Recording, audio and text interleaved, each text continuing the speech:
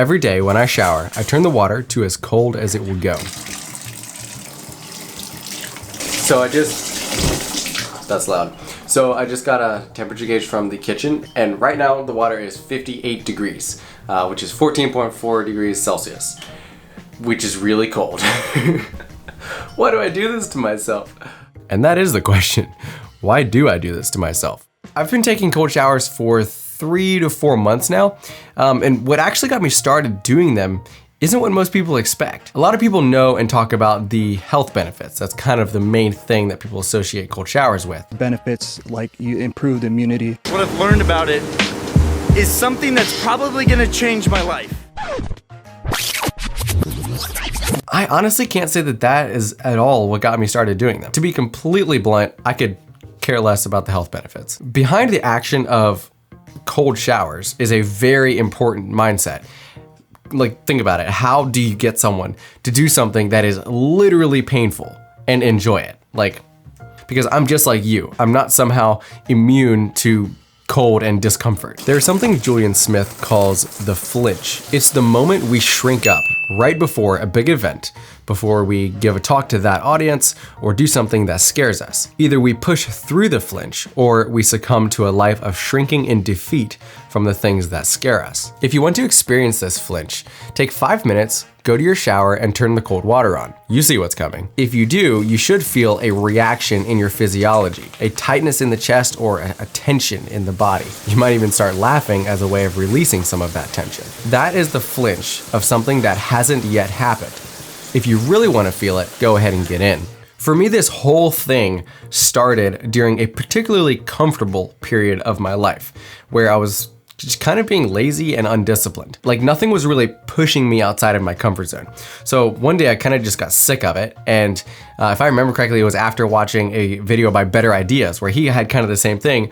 And he just like gets up and just like, it's freezing cold out in the winter. He's like, I'm gonna go jump in a lake. So he did. It was like that massive abrupt action to snap yourself out of something like that. So I just finished watching that video and I was like, okay, what is the most disciplined thing that I could do right now? Like right now, because I need a massive abrupt change in my behavior. You can take a guess on what I decided. Cold showers. I turned the water as cold as it would go. No, like starting out warm and going cold. No, cold as it would go, and just jumped in. All right, well, here goes nothing. When you first jump in, the reaction in your body is so massive. Like, my vision, just like everything just like blurred, and it was like, I'm gonna, like, my body is in full panic mode. Oh, that is fresh. I quickly adapted to it. Like, that's the thing, you quickly adapt to the cold water. But the main thing I remember from that first time is when I got out, it was so exhilarating. And not because it's warm, you know, like that, I mean, it feels good to jump out of a cold shower because everything is warm. The part that was so exhilarating to me and that actually surprised me was I thought I wouldn't be able to do it. I thought I did not have the discipline and self-control to force myself into an uncomfortable situation like that and actually do it. It was a way of proving that I was still in control of doing hard things that I knew were good for me, but that I absolutely did not want to do. I remember like just standing there and be like, whoa, like I didn't think I could do that. And then I was like, huh, I wonder if I can do it tomorrow. Because it was like, was this a fluke? Like, I want to make sure I can still do this. And so I did. And I just kind of kept doing it. Because each time it was like a block where I was like, okay, come up to the cold shower. Am I disciplined enough to do this? Like, do I have the self-control to do this or not?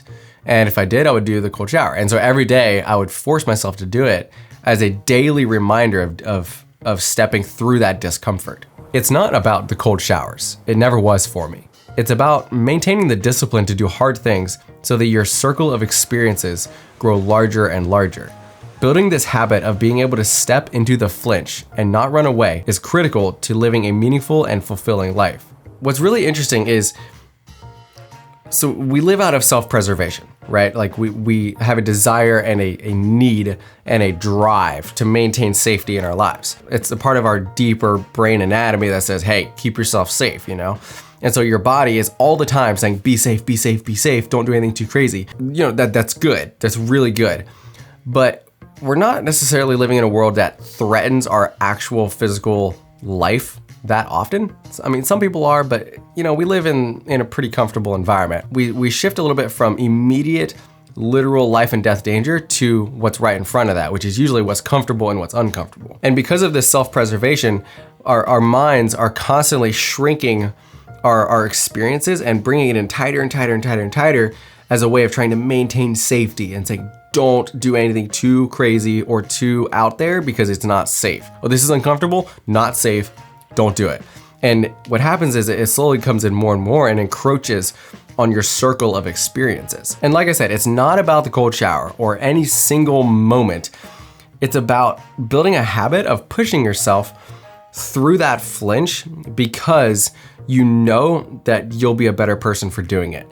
And then the next time when you experience that seize up moment right before something big happens, you can look at that and that flinch will then be a little bit easier because of the one before it, and the one before that, and the one before that. Now, shifting just a little bit, a few of the things that I've noticed about taking cold showers is a sense of accomplishment in doing that. Like I mentioned that a little bit, like when I got out, I was like, whoa, like I didn't think I could actually do that. So a sense of accomplishment, and it built a discipline of being able to step into hard things, of controlling the part of my mind that's saying, be safe, just don't do it, don't do that, like that's uncomfortable, and not letting that control my experiences. It also, oddly enough, has increased my level of discomfort, of being able to withstand discomfort. Surprise. I just locked onto this idea not too long ago when I was complaining about something. I think it was the weather, or no, it was cold. It was cold in the house, and I was like,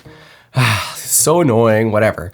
And it suddenly clicked with me, like 90% of our complaining in life is based on something being uncomfortable. It's too hot, so you're uncomfortable. It's too cold, you're uncomfortable. It's windy, it's uncomfortable. I was just like, whoa, that's really interesting. And so by pushing myself, being able to withstand discomfort, and I found my complaining just like plummeted. It was great. I was like, whoa, like now when I look at discomfort, it's like, okay, this is an opportunity to progress farther in this area of being able to withstand things that are uncomfortable and difficult. I like cold showers for two reasons. The first one, I've kind of mentioned this already, but it's a daily reminder of the lifestyle that I'm trying to live, of you know, pushing myself outside of my comfort zone, doing hard things because it's good for me and because it builds discipline. And sometimes, you know, where I live and what I do, I have very comfortable days. And sometimes taking a cold shower is the most uncomfortable thing I do all day. And that's really good for me. I like taking that matter into my own hands, of doing something uncomfortable and being in control of that, which is the second reason I like cold showers, because you're in complete control of every part of it. You're in control of the length, of how long you stay in there, the temperature, you're in control of whether or not you enjoy it. I mean, you name it, you are in control of it. And what I'm getting at with this is sometimes there are situations in our life that force us outside of our comfort zone where we don't really have an option, or maybe we do, but we're being pressured like crazy to do it. And we do it because we're being pressured, not because we actually want the experience of something difficult that forces us to grow. And for me, I've kind of come to the realization that I want to do hard things because I'm willing to step into them, not because I'm being forced into them. And so a cold shower is a small example of that, where it's like, I don't have to do this. No one's gonna know about it. It doesn't affect anybody else. No one's pressuring me. There's no accountability here. I don't have to do this, but I'm going to, because it's good for me and I'm choosing to do it. I'm choosing to do this hard thing.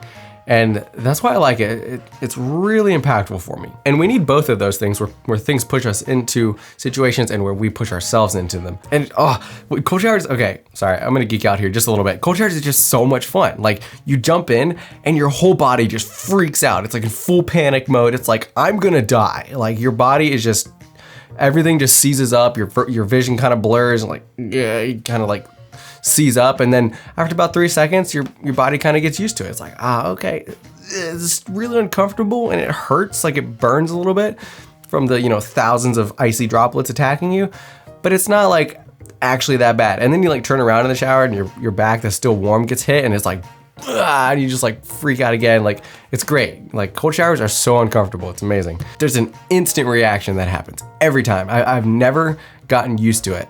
I think my tolerance has gotten just a little bit higher because I know what I know what to expect. But the sheer shock of it physiologically has not changed at all. And that's why I love it. And it's almost just as hard to do it every time because you know what's coming. And like I said, it's very satisfying because it's proof that I can still push myself to do things that are wildly uncomfortable. For example, I was at a Bible college a couple months ago, and like that right there was times when I was forced out of my comfort zone. I could still kind of take ownership, but like it was, all the time I was being pushed beyond what I was comfortable doing.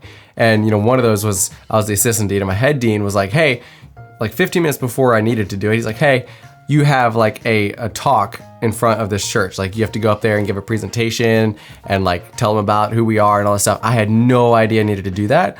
I'd never seen it done before. I absolutely freaked out and I caught myself. I was like, okay, this is a flinch right now. And I was like, I can either choose to step into this, I could refuse it, or I could let myself be forced into it and just kind of not and like react the whole way through. And it's stuff like that where I was like, when I recognized it, I was like, okay, no, I'm gonna choose to take full ownership of this and do it, good or bad. I'm gonna push myself through it. And it's those experiences that I look back and remember and that were so impactful and that I grew the most from. And I think something needs to be said here. I know I'm running out of time, but like I'm studying human behavior and what actually makes people change. Like what makes a human change their behavior? Like I said at the beginning of the video, how do you do this where you get someone to do something that's wildly uncomfortable and enjoy it at the same time? How do you do that? And so one thing that I've learned is that if you set long-term like benefits like way out there, like, oh, this will be good for your health, that is not a motivation because you cannot see the results of that. Or if you do, it's like weeks down the road. Versus when I was like, okay, if I do this, it is proof instantly that I am disciplined in this area of my life. And it's like, that is an immediate result, an immediate reward, or an immediate consequence for doing it or for not doing it. And that's when it changed for me. I wanna make a whole series of videos on this about how to change behavior because there's a science behind it. And once you learn it, you can create change like that. And anybody can learn how to do it. And that's the cool thing. Is that I'm slowly starting to learn that and I'm starting to see how it's affecting my life. So, are you disciplined enough to have the satisfaction of doing something that's wildly uncomfortable? It's up to you. It doesn't have to be a cold shower, but I would encourage you to embrace this mindset. If you're interested in watching me do other things that are wildly uncomfortable, like delete all the apps off my phone for productivity reasons and experiments, then you should watch some of my other videos. I'll put my personal favorite right here if you want to watch it.